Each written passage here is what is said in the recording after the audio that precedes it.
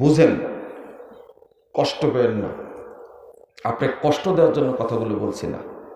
আমি আপনাকে বলছিলাম যে সালাত আদায় করেন, এরপরেও আপনি এত বড় বড় পাপ করেন কি করে? এত বড় পাপ মানে সালাত আদায় করে ৭৮ বছর বয়স, দেখি বসে বসে সিগারেট খাচ্ছে। ভদ্রলোক কি বলছে জানেন? শোনেন, অনেক পাপ করি কিন্তু আমি জীবনে সালাত ছেড়িনি। বুঝেননি? এ আবার কোন শয়তান রে ভাই? বুঝেন দেখি, আমি সালাত কখনো ছেড়িনি। আমি বললাম যে তাহলে একটা হাদিস শোনাই আপনাকে। আল্লাহ রাসূল সাল্লাল্লাহু আলাইহি ওয়াসাল্লাম বলছেন, এই হাদিসটা পাবেন ১১,৩৭২ নম্বর হাদিস, তাবরানী কাবিরের মধ্যে এসেছে। আলবানী রাহিমাহুল্লাহ হাদিসের সনদকে হাসান বলছেন। ১৮৫৩ নম্বর হাদিস সিলসিলা সহিহার মধ্যে এসেছে। আল্লাহ রাসূল বলছেন, আল খামরু উম্মুল ফাওয়াহিশ। এই শোনেন, এই ভাই, তোমরা কিন্তু ঠিক করছো না, আমি ধমক টমক দেই না। আল্লাহ রাসূল বলছেন, আল খামরু উম্মুল ফাওয়াহিশ। খামর, নেশা জাতীয় দ্রব্য, এটা হলো সমস্ত অশ্লীল কাজের মা, আম্মাজান। সব অশ্লীল কাজের মা।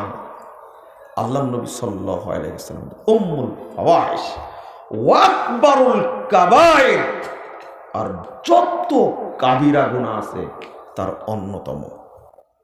মান শারিবাহা, যে ব্যক্তি এই নেশা জাতীয় দ্রব্য পান করে, ওয়াকা আলা উম্মিহি ওয়া খালাতিহি ওয়া আম্মাতিহি, আল্লাহ রাসূল বলছেন সে মায়ের সাথেও জিনা করে, খালার সাথেও জিনা করে, সে ফুপুর সাথেও জিনা করে। আমি বললাম, এত সুনাম করছেন নিজের, কিন্তু এখনো আপনি গাঁজা খাওয়া ছাড়েননি, সোয়ানি খাওয়া ছাড়েননি, মদ খাওয়া ছাড়েননি, ইয়াবা খাওয়া ছাড়েননি, বোতল খাওয়া ছাড়েননি। আপনি মানে এই বোতলও খায়, নামাজও পড়ে, বলে ১ নম্বর ভণ্ড নয়। ও বুঝেননি, সালাত পড়তে হলে অন্তর পাক হওয়া লাগবে না? আরে সাধারণত শুধু শুধু শরীর থেকে বায়ু বের হয়েছে, তাই সালাত পড়া যাবে না। সালাতের এইরকম অধিকার, এইরকম সম্মান।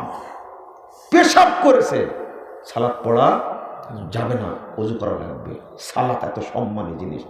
আরো শরীরের মধ্যে হারাম জিনিস রেখে, মদ খেয়ে, নেশাজাত দ্রব্য খেয়ে সে সালাত পড়ছে, এটাকে সালাতকে অপমান করে না? জিনা করো বেটা তুমি, আবার সালাত পড়ো।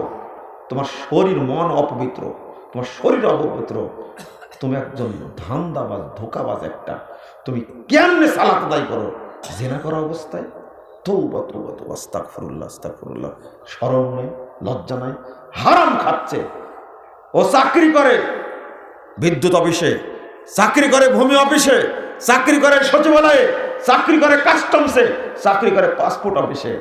এই হারামখোর, মাথায় টুপি, মুখে দাড়ি, গায়ে পাঞ্জাবি, ভদ্র শয়তান, কলমের খোঁচায় ঘুষ খায়, আত্মসাৎ করে, রাষ্ট্রীয় টাকা পয়সা আত্মসাৎ করে, আবার নামাজও পড়ে, আজান দিলে প্রথম কাতারে গিয়ে দাঁড়ায়। এ কি বলেন তো? মুমিন না মুনাফেক?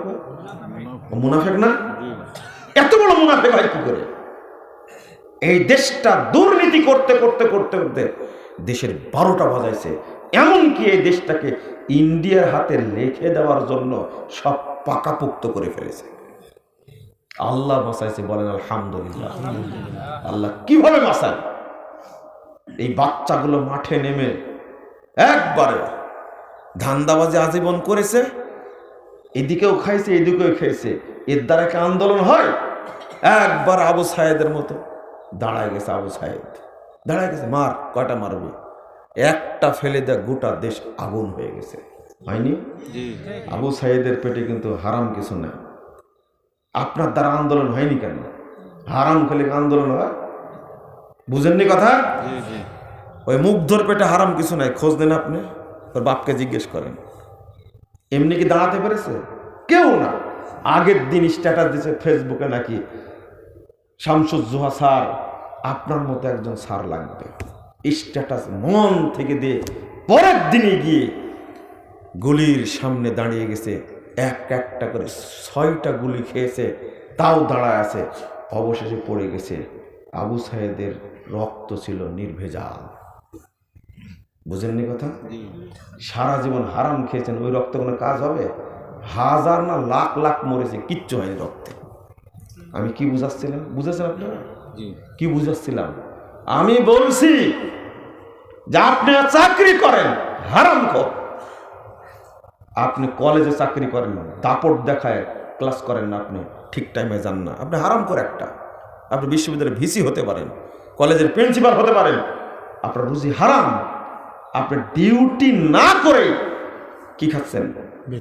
বেতন খাচ্ছেন। এটা কি হালাল না হারাম? কি বুদ্ধি শয়তানের! চিন্তা করেন। আবার নামাজও পড়ে। কি প্রিন্সিপাল সাহেব রিটায়ার্ড হওয়ার পরে তাসবিহ একটা হাতে নিয়েছে, কি সুন্দর ফজরের সালাত পড়ে বেরিয়ে গেছে তাসবিহ হাতে, টাকনুর নিচে প্যান্ট, মুখের দাড়ি কেটে 2বার করে চেঁচে মহিলার চেয়ে সুন্দর হয়ে আছে, কিন্তু হাতে কি? তসবিহ, মাথায় টুপি। এ শয়তান দেখলে লজ্জা পাবে। কি হইল বলেন তো? কি জন্য করে? ভিতরে হারামে কিলবিল করছে। মুসল্লি যে সে দাড়ি কাটতে পারে? আপনি কে বলেছিল এটা? যে নামাজ পড়ে এই ফরজ ইবাদত দাড়ি রাখা, এটা কাটতে পারে? ভয় করেন একটুকু? চিন্তা করতে পারছেন আপনি? ওই জন্যই বলছিলাম আপনারা রাগ করবেন, কিন্তু বাস্তবে তো এটা আল্লাহ রসুল, আল্লাহ রাব্বুল আলামিন বলছেন কি? ফাওয়াইলুল লিল মুসাল্লিন, মুসল্লিদের জন্য ওয়াইল। ওয়াইলটা হলো, ইবনু মাসউদ রাদিয়াল্লাহু আনহু বলছেন, ওয়াইল মানে দুজক না, শুধু দুজক বলা যাবে না। ওয়াইল মানে স্পেশাল জাহান্নাম। ওয়াইল মানে সেল, জাহান্নামের সেল। এটা